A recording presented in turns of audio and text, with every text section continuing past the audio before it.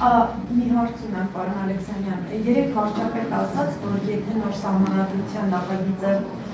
հանրաքվեով չընդունվի, ապա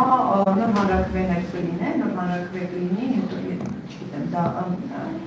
այսինքն այնքան կլինի միջև անցնի, թե ոնց, բայց ամեն դեպքում հանրաքվեի մասին օրենքով մի տարուց շուտ հնարավոր չի նորից հանրաքվե անցկացնել։ Ես ուզում եմ հարցնել առհասարակ այս թեմայով քննարկում ունեցել եք կուսակցության ներսում, եթե օրինակ չանցնի սահմանադրության նախագիծը հանրաքվեով, տարի մեկ հանրաքվեները կանցկացնելու այս մասին, եթե ինչ-որ ինֆորմացիա կա։ Չէ, ինչը դուք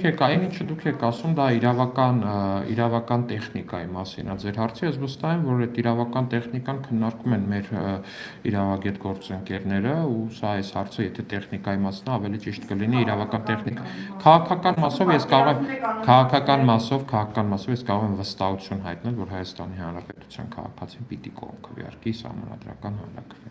Ամեն դեպքում,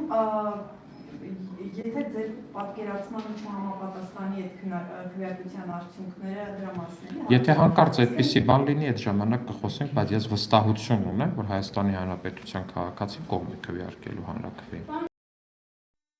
Հավանիր տեսանյութը եւ բաժանորդագրվիր նորությունները բաց չթողնելու համար։